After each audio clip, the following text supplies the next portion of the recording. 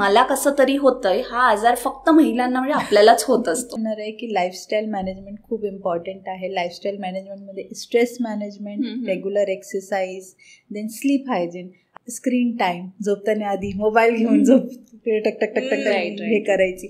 So हे थोडंसं कमी करा. Keep your self hydrated during. ते फिजिकल असतं, दुसरं इमोशनल और सायकोलॉजिकल असतं, आणि तिसरं कॉग्नेटिव्ह असतं.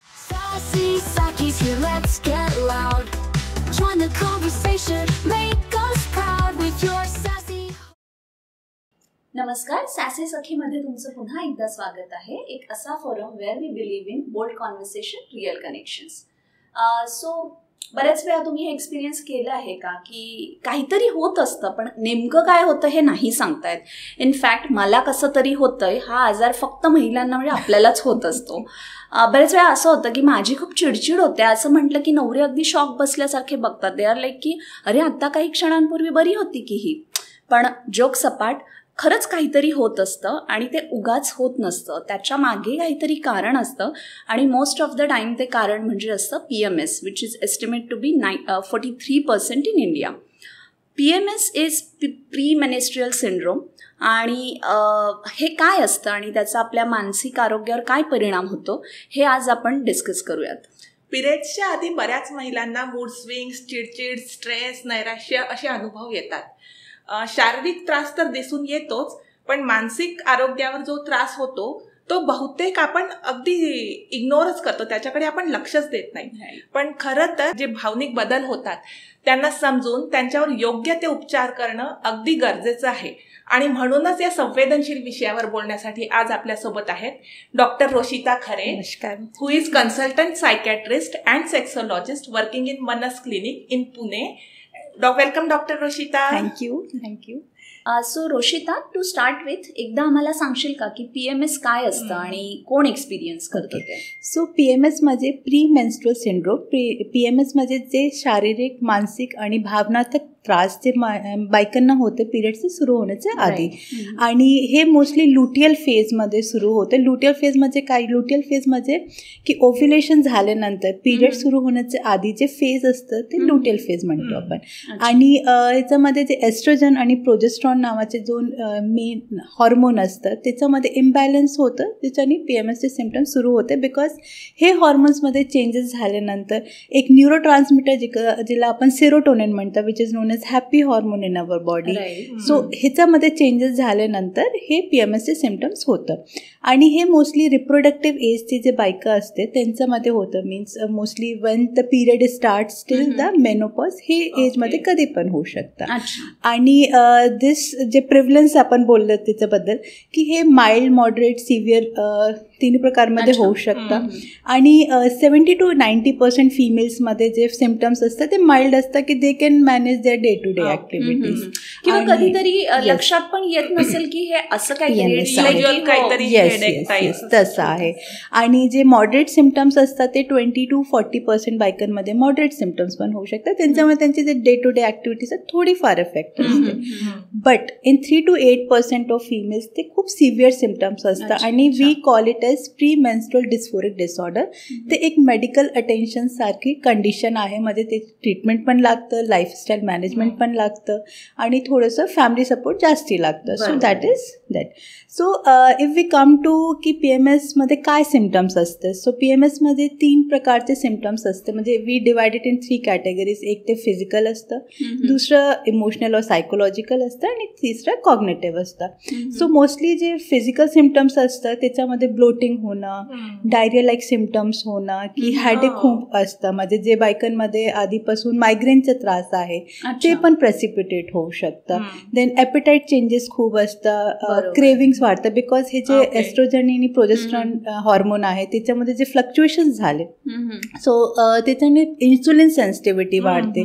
आणि बिकॉज ऑफ दॅट खूप क्रेविंग्स असतं. ते खूप काही कंप्लेंट करते मला पण खूप भूक लागते, अचानक शुगर क्रेविंग होते, कार्बोहायड्रेटची रँडम असते. स्क्रोल करायचं. येस येस, ते आहे की काय ऑर्डर करू तसं आहे. आणि बॉडी एक खूप कॉमन असतं त्याच्यामध्ये.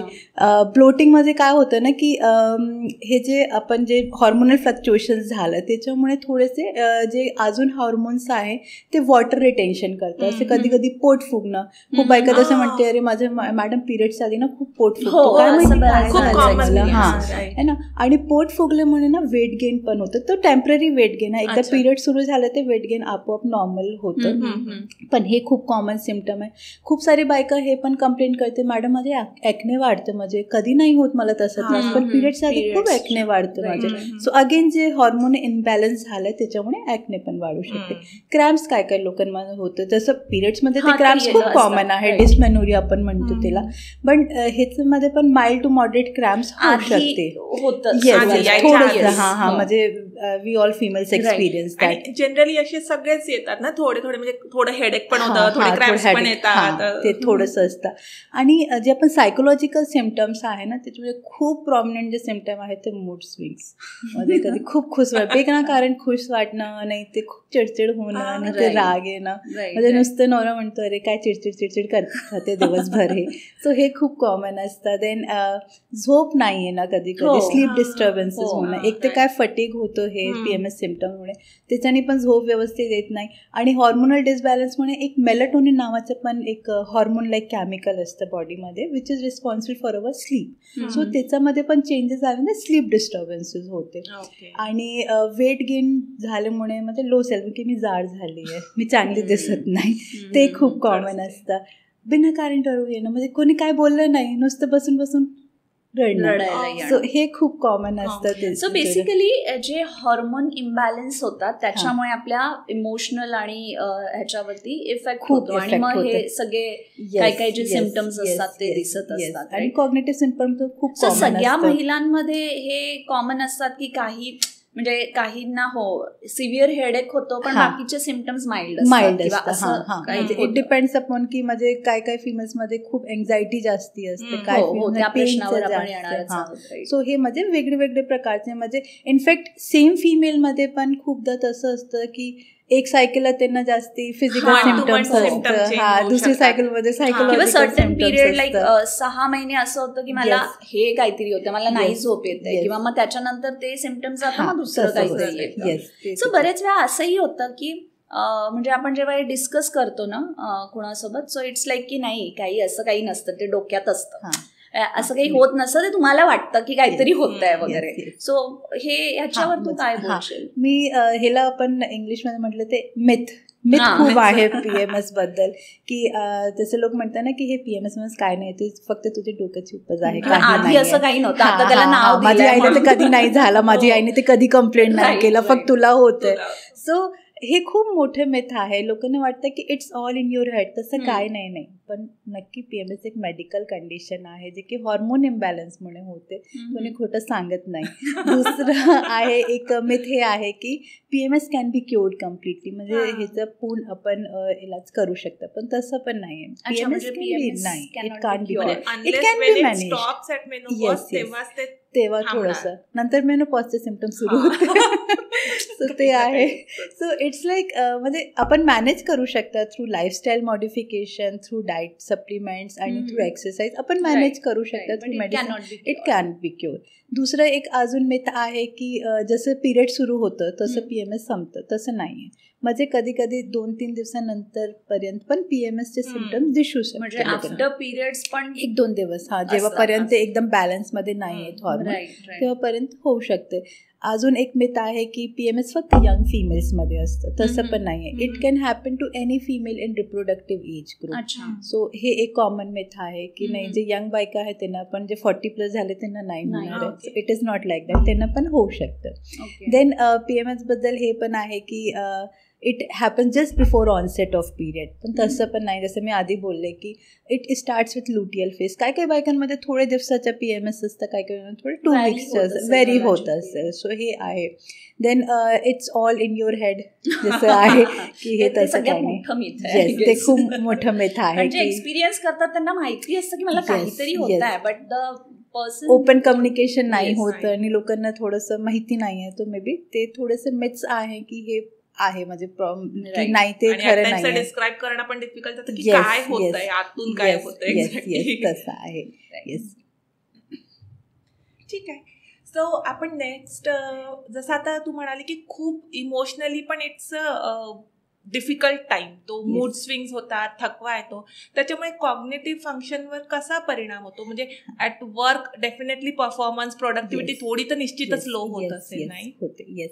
सो माझे PMS जे सिम्पटम्स मूड स्विंग्स आहे, चिडचिडपणा आहे, त्याच्यामुळे कॉग्नेटिव्ह फंक्शन, कॉग्नेटिव्ह म्हणजे की थॉट प्रोसेस त्यांचं कसं इफेक्ट होतं, कॉग्नेशन म्हणजे thoughts.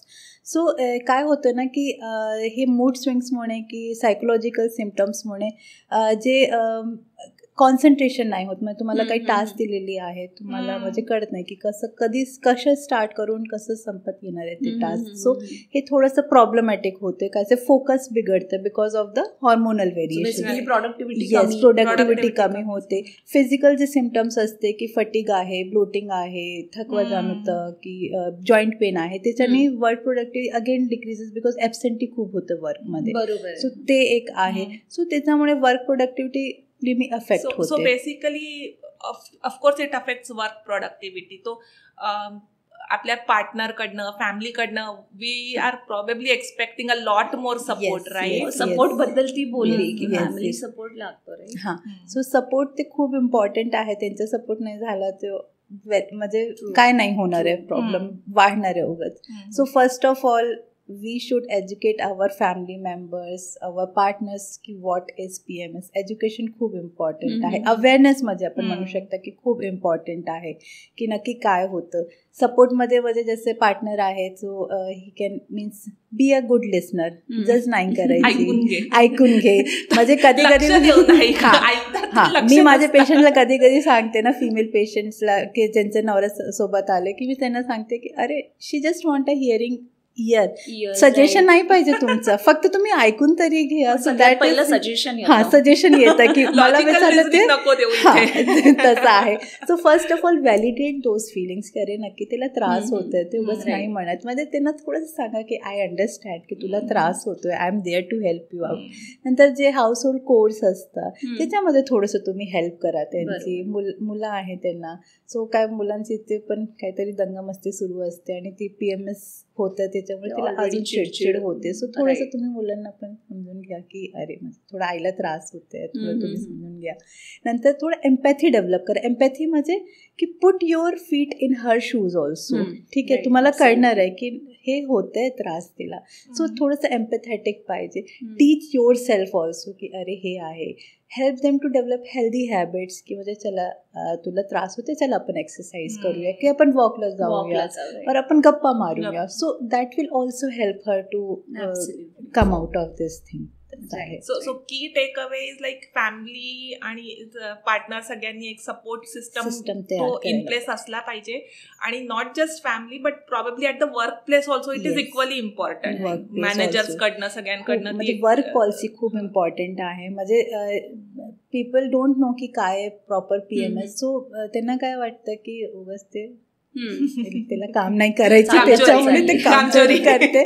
So work policy develop होणं खूप इम्पॉर्टंट आहे की थोडंसं फ्लेक्सिबल आवर्स द्या फिमेल्सला. They are going to complete their work, तसं नाही आहे, ते सुशिक्षित आहे, ते करणार आहे त्यांचं काम, पण थोडंसं फ्लेक्सिबिलिटी पाहिजे, थोडीशी अवेअरनेस बाकी लोकांमध्ये. जे तुमचे मेल ऑफिस कलिग्स आहेत त्यांना पण थोडंसं अवेअर करा की हे एक प्रॉब्लेम आहे, मेडिकल कंडिशन आहे, तर तुम्ही त्यांना पण ट्रेन करा. सो ते पण थोडंसं म्हणजे ते सॉफ्ट कॉर्नर त्यांच्यामध्ये असतात, so they can also support त्यांना. सो फ्लेक्सिबिलिटी खूप जरुरी आहे हे PMS वर्क पॉलिसीमध्ये. सो आपण जे म्हटलं की याच्यामध्ये हार्मोनल बॅलन्स थोडं गडबडतं. सो ज्या महिलांना ऑलरेडी एन्झायटी किंवा डिप्रेशन असा जर काही त्रास असेल तर तो या फेजमध्ये तो आणखीन वाढतो का? येस, हे आणखीन वाढू शकतं. बिकॉज काय होतं ना की ज्यांना अँझायटी डिप्रेशनच्या आधीपासून त्रास आहे, सो ते ऑलरेडी त्यांचे जे स्ट्रेस हॉर्मोन ज्याला आपण कॉर्टिसोल म्हणतो ते ऑन अ हायर साईड असते. आणि कॉर्टिसोलमुळे खूप मूड स्विंग्स असते, म्हणजे चिडचिड वगैरे वाढते कॉर्टिसोल. फर्स्ट ते हे आहे. सेकंड, ऑलरेडी अँझायटी डिप्रेशनचा त्रास आणि त्याला काही ट्रीटमेंट पण नाही सुरू आधीपासून. सो अगेन अँझायटी डिप्रेशनमध्ये जे सेरोटोनिन नावाचे आपण आधी बोललो की ते is happy hormone, neurotransmitter आहे, that is also low. So PMS मुळे जे हॉर्मोनल व्हेरिएशन झालं त्याच्यामुळे पण म्हणजे सेरोटोनिन कमी झालं आणि ह्याच्यामुळे पण सेरोटोनिन कमी झालं. सो त्याचे एक्झिग्युरेट होऊ शकतं, म्हणजे वाढू शकते तसे symptoms. So obviously it effects mood swings. म्हणजे काही काही बायकांमध्ये बायपोलर मूड डिसऑर्डर एक असतं, त्याच्यामध्ये मेनिया आणि डिप्रेशनची सायकल असते. अगेन PMS मुळे जे मूड स्विंग्स होतं ते हे कंडिशनला पण इन्क्रीज करू शकतो. So when you say bipolar it's like either extreme ends, right? Extreme ends, खूपच हॅपी नाही तर एकदम लो. सो एक्स्ट्रीम हॅपीनेस ते ठीक आहे, पण एक्स्ट्रीम लो मध्ये तर म्हणजे अजून सेरोटोनिनची डेफिशियन्सी आहे आणि हे PMS ची पण हे झाले सिम्पटम्स. सो बिचारी खूप प्रॉब्लेमॅटिक होते ते बायकांसाठी. बरोबर आहे. आणि एखाद्याला जर खूप क्रॉनिक स्ट्रेस असेल, वेदर इट इज लाईक कामाचा किंवा घरचा किंवा व्हॉट एव्हर, सो त्यांनाही PMS मुळे त्यांचाही त्रास वाढतो किंवा असं काही? Yes, that also increases. काय असेल अगेन जसं मी कॉर्टिसोल बद्दल बोलले, तुम्हाला मला पण काय स्ट्रेस आले ना की आमचे पण कॉर्टिसोल लेवल आपोआप वाढतं. Means we don't have if we have a good lifestyle. So yes, किती वाढत नाही, पण काय म्हणजे तुमचे लाईफस्टाईल वगैरे खूप पुअर आहे, सो कॉर्टिसोल लेवल अगेन स्ट्रेसमुळे वाढतं आणि बिकॉज ऑफ दॅट PMSचे जे सिम्पटम्स त्याच्यामध्ये ॲड ऑन झाले की अजून वाढू शकतं. म्हणजे ते आहे stress, chronic stress plays a major role actually in PMS. जसं PMSच्या सुरुवातीलाच तू सांगितलं की लाईफस्टाईल चेंजेसमुळे आपण थोडंफार याला मॅनेज करू शकतो, लाईक कॅनॉट बी क्युअर्ड. तर असे काय लाईफस्टाईल चेंजेस किंवा डाएटरी फूड प्रॉडक्ट्स आपण इन्क्लूड करायला पाहिजे आपल्या डाएटमध्ये, किंवा एक्सरसाइजेस काही इन्क्लूड करा और एक्सक्लूड करा, याच्यावर काही आहेत तुझे रेकमेंडेशन? जसे की डाएटमध्ये आपण काय काय करू शकतो. डाएटमध्ये बॅलन्स डाएट खूप इम्पॉर्टंट आहे. Diet rich in vitamins, minerals आणि बाकी लीन प्रोटीन्स. त्याच्याने काय होतं, जसं PMS मध्ये फटीग खूप कॉमन असतं ना, तो तुमचे एनर्जी लेवल्स थोडेसे इम्प्रूव्ह राहते, म्हणजे आपण प्रॉपर बॅलन्स डाएट घेतलं, ठीक आहे. So that will. आणि मॅग्नेशियम जे आहे ते खूप इम्पॉर्टंट मिनरल आहे, which is responsible for cramps and mood swings. In case तुम्हाला डेफिशियन्सी आहे आधीपासून मॅग्नेशियमची आणि PMSचे सिम्पटम्स ॲड ऑन झाले तर ते अजून वाढू शकतात. कॅल्शियम डेफिशियन्सीमुळे पण PMSचे सिम्पटम्स वाढू शकतात. So a diet which is rich in magnesium, calcium, lean proteins and vitamin B.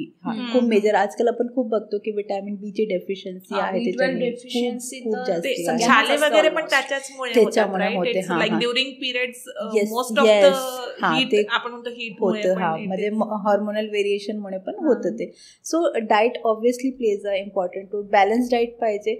जसे की ना PMS मध्ये खूप एनर्जी क्रॅशेस होतं, कधी कधी फटीग वगैरे होतं, आपण हाय शुगर कंटेंट घेतलं, नंतर गॅप झाला, सो खूप energy crashes. So make sure की small meals at frequent intervals, त्याच्याने एनर्जी क्रॅशेस नाही होणार आहे आणि तुम्हाला एनर्जेटिक पण वाटणार आहे दिवसभर. Not just lunch and dinner but multiple small meals. पण तसं नाही की 4 चपाती छोटे छोटे मील्स मध्ये इन्क्लूड केले, खायचे वाढलेले खूप जास्ती असतं आणि वेट गेन होते ना.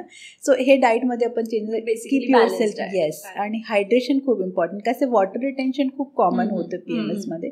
सो आपण प्रॉपर पाणी वगैरे पिलं सो त्याच्याने टॉक्सिन्स वॉश आउट होते, सो इतकी रिटेन्शन नाही होणार आहे. नाव कमिंग टू जे एक्सरसाइज, जसं तुम्ही म्हटले की एक्सरसाइजमुळे काय उपयोग होऊ शकतं.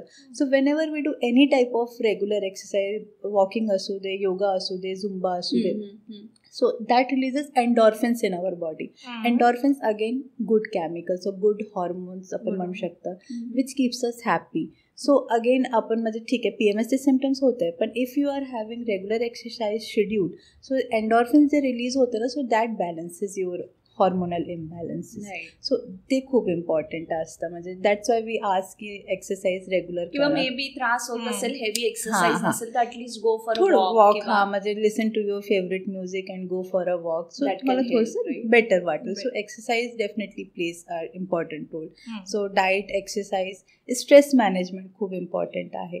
जसे आधी बोलले मिनल की स्ट्रेसमुळे if you have chronic stress त्याच्याने PMSचे सिम्पटम्स वाढू शकतात. सो स्ट्रेस मॅनेजमेंटसाठी योगा करा, मेडिटेशन करा, डीप ब्रीथिंग एक्सरसाइज करा. जेव्हा तुम्हाला खूप जास्ती पॅनिक वाटते की स्ट्रेस वाटते सो तेव्हा तुम्ही ते करू शकता. त्याच्याने तुमचे स्ट्रेस लेवल डाऊन होते. So definitely they will help you. लाईफस्टाईलमध्ये जसे खूप लोकांना प्रोसेस्ड फूड खायची असतं, चिप्स हे सगळं. सो ह्याच्याने water retention because they are high salt content, तर वॉटर रिटेन्शन अजून वाटतं. So usually ask them to go for fruits, green leafy vegetables. त्याच्याने वॉटर रिटेन्शन थोडं कमी होणार आहे आणि जे फिजिकल सिम्पटम्स असतात ते थोडंसं कमी असते. देन निकोटीन आणि अल्कोहोल. निकोटीनने काय असतं, जे स्मॉल ब्लड वेसल्स असते बॉडीमध्ये ते ब्लॉक होतं. सो अगेन ते स्मॉल ब्लड वेसल्स ब्लॉक झाल्यामुळे हेडेक आणि मायग्रेनचा त्रास वाढू शकतात. सो अवॉइड निकोटीन, म्हणजे टोटली अवॉइड करायची, not only in that ways. Totally avoid smoking वगैरे आहे. आणि अल्कोहोलने काय होतं ना, बॉडी पण डिहायड्रेट होते आणि मूड चेंजेस पण होते आणि स्लीप पॅटर्न डिस्टर्ब होते. So better avoid smoking and alcohol during PMS, and I think in rest of your life also. yes. So ते आपण चेंजेस आपण करू शकतो. सो जे कॉन्ट्रासेप्टिव्ह यूज करतात त्याचा पण PMS वर काही होतो का सर? येस, डेफिनेटली असतं. इन केस तुम्हाला थोडंसं सिव्हिअर सिम्पटम्स आहे PMSचे की मॉडरेट सिम्पटम्स आहे ज्याच्याने तुमची day to day activity effect होते. So usually doctor prescribe contraceptive pills also. काय कॉन्ट्रासेप्टिव्ह पिल्सने काय होतं, जे ओव्युलेशन आपण जसं आधी बोललो की ओव्युलेशन नंतरचे फेज जे लुटियल फेज आहे त्याच्यामध्ये PMSचे सिम्पटम्स डेव्हलप होतं. So contraceptive pills are actually hormonal pills. So they just balance your hormone. त्याच्याने ओव्युलेशन नाही होत, आणि ओव्युलेशन नाही झालं ते ऑब्व्हियसली लुटियल फेज पण तुमचा राहणार आहे, बट हॉर्मोनल इम्बॅलन्स नाही होणार आहे. अँड अगेन तुम्हाला मूड स्विंग्स नाही होणार. So definitely hormonal contraceptive do help in PMS symptoms, managing PMS. अच्छा, सो म्हणजे मग ते कॉन्ट्रासेप्टिव्ह जे आहे ते ॲज अ काय म्हणू आपण, याच्यासाठी रेमेडी किंवा थेरपी किंवा ट्रीटमेंट म्हणून वापरले जातात? Yes, we can use contraceptive pills in case severe नाही ते मॉडरेट सिम्पटम्स आहे. So we can definitely use contraceptive pills under the guidance of a doctor. असे ह्यांचे पण कधी कधी साईड इफेक्ट्स असते ना, कधी कधी हाय होऊ शकतं तुमचे लेवल्स आणि वेट गेन पण होऊ शकतं कधी कधी oral contraceptive. So under the guidance of a doctor you can use those also. आणि जे हार्मोनल इम्बॅलन्स होतो, स्ट्रेस येतो, डिप्रेशन येतं किंवा एन्झायटी होते, सो काही थेरपीज किंवा असं काही रेकमेंड करशील का? येस. सो इन केस तुम्हाला थोडंसं जास्ती मूड स्विंग्स आहे की डिप्रेशन एन्झायटीचा जास्ती त्रास होतो, इरिटेशनचा जास्ती त्रास होतोय, so again we use anti depressant for that.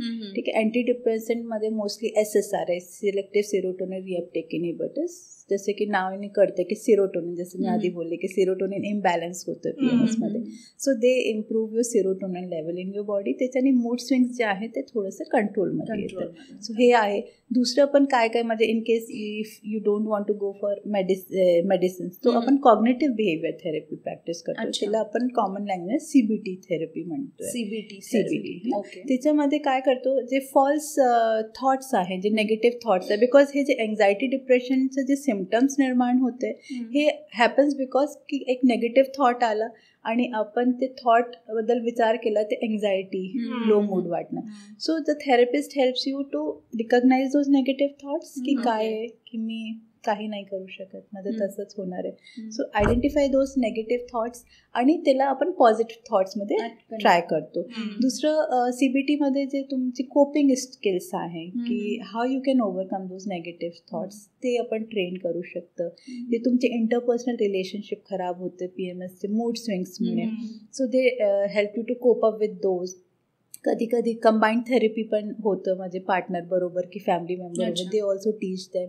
आणि बिहेवियर मॉडिफिकेशनमध्ये ते CBTमध्ये टीच करतं की लाईफस्टाईल मॅनेजमेंट कसं करू शकतं आपण, डीप ब्रीदिंग एक्सरसाइजेस की रिलॅक्सेशन टेक्निक्स आपण कसं करू शकतं की जेव्हा खूप स्ट्रेस आला, so how it can help. So definitely medicines as well as CBT helps in treating PMS. So जसं रोशिता तू म्हटलेलीस की हे PMSचे सिम्पटम्स जे आहे काही महिलांमध्ये ते मॉडरेट असतात, काहींमध्ये सिव्हिअर असतात. सो जेव्हा तीव्र लक्षणं असतात तेव्हा हॉर्मोनल टेस्ट करण्याची गरज आहे किंवा तू रिकमेंड करशील? Yes, I will definitely recommend की जेव्हा सिम्पटम्स खूप जास्ती सिव्हिअर आहे की तुमची डे टू डे ॲक्टिव्हिटीज खूप जास्ती एफेक्ट झाली आहे, वर्क प्रोफाईल तुमची खूप एफेक्ट झाली, तो डेफिनेटली तेव्हा करायला पाहिजे हॉर्मोनल टेस्ट. नाही ते तुमचे जे PMSचे सिम्पटम्स आपण नाही म्हणू शकतो, पण मूड स्विंग्स आहे की फिजिकल सिम्पटम्स आहे ते कंटिन्युअसली 1 मंथपासून सुरू आहे, म्हणजे खतमच नाही होत. सो तेव्हा पण आपण रिकमेंड करू शकतो की मे बी काय वेगळे कंडिशन पण होऊ शकते, लाईक थायरॉइड, जेव्हा थायरॉइडचा प्रॉब्लेम होतो ना लोकांमध्ये. सो अगेन मूड स्विंग्स आणि फिजिकल सिम्पटम PMS सारखे दिसतं.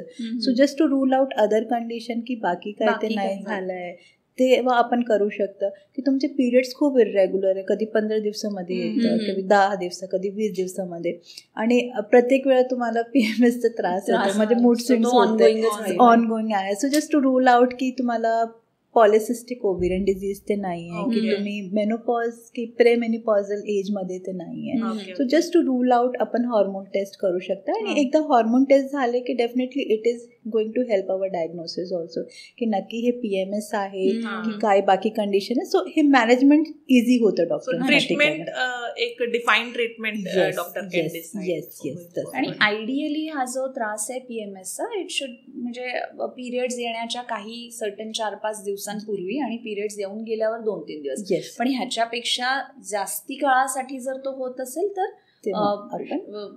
Consult doctor, right? That is what you recommend. आणि परत म्हणजे ज्या टीनेज मुली असतात ज्यांचे जस्ट पिरियड स्टार्ट होतात त्यांना पण असा त्रास होतो का? होतं, म्हणजे जसं मी आधी बोलले की हे त्रास एकदा तुमचे पिरियड सुरू झाले की जेव्हापर्यंत तुमचे पिरियड संपत नाही, म्हणजे मेनोपॉज, मेनार्की आणि मेनोपॉजचं जे ड्युरेशन असतं ते कधी पण होऊ शकते. इनिशियली काय असतं ना की म्हणजे जे यंग मुली आहेत की ॲडोलेसंट एजमध्ये त्यांना कळत नाही, because they are so much occupied, त्यांची शाळा, प्रॅक्टिकल्स, फ्रेंड्स, फॅमिली, ते त्यांना कळतच नाही. पण मे बी थोडे कमी होऊ शकते, पण yes as the age advances, म्हणजे आपण म्हटलो की 20s नंतर थोडंसं हे जास्ती वाढतं, आणि as you approach towards the menopause, पेरीमेनोपॉजमध्ये ते ह्याचे सिम्पटम जास्ती असतात. आणि यंग फिमेल्समध्ये जे लहान म्हणजे पोरगी आहे जे ॲडोलेसंट एजमध्ये, डेफिनेटली इन केस त्यांना PMSचे सिम्पटम्स झाले, डेफिनेटली त्यांना कॉग्नेटिव्ह जे डेफिशियन्सी होते की फोकस नाही राहत, प्रॉब्लेम सॉल्विंग नाही होत, डिसिजन मेकिंग नाही होत, त्याच्याने त्यांची अकॅडमिक परफॉर्मन्स नक्की इफेक्ट होऊ शकते, आणि असाइनमेंट्स नाही पूर्ण होत. सो हे आणि फोकस नाही होत. काय एक PMSचे खूप मेजर सिम्पटम्स आहे मेमोरी लॅप्सेस, पण कधी कधी आठवत नाही. म्हणजे माझे कधी कधी पेशंट्स कंप्लेंट करतात की ली कुठे ठेवली, लक्षातच नाही, गॅस बंद केली. म्हणजे मेमोरी लॅप्सेस खूप कधी कधी काय आले, हे खूप कॉमन आहे की मी काय आले. सो हे मेमोरी लॅप्सेस पण खूप कॉमन असते PMS मध्ये. सो एक लास्टला मला तुला विचारावं वाटतं की खूप काही आहे ना, एन्झायटी होते, फिजिकल, मेंटल, इमोशनल, बऱ्याच काही गोष्टींना आपण जातो ड्युरिंग द PMS. तो याचा नातेसंबंधांवर ऍक्च्युली कसा परिणाम होतो, विथ पार्टनर, विथ फॅमिली? खूप जास्ती म्हणजे एफेक्ट होतं जे लोकांमध्ये मॉडरेट आणि सिव्हिअर सिम्पटम्स असते. बिकॉज काय असतं ना, मूड स्विंग्स खूप कॉमन आहे, चिडचिड चिडचिड चिडचिड. सो आपण गॅदरिंगमध्ये गेलो, कोणी काय थोडंसं बोललं, तू छान नाही दे का, चेंज केलंय का, अरे मी छान नाही दिसत, हे कसं म्हटलं मला. सो चिडचिड होणं, आणि because of that you stop talking to them, आणि थोडंसं ना म्हणजे डिस्टन्स पण डेव्हलप होतोय त्याच्यामुळे, ठीक आहे. आणि फिजिकल सिम्पटम्स म्हणे कधी कधी you don't feel like motivate की जायचे पार्टीमध्ये की गेट टुगेदरमध्ये जायचे, तर एक सोशल विथड्रॉन बिहेवियर पण तुमचं सुरू होतं. सो हे आहे. पार्टनर बरोबर खूप एफेक्ट करतं, because he has to stay with you most of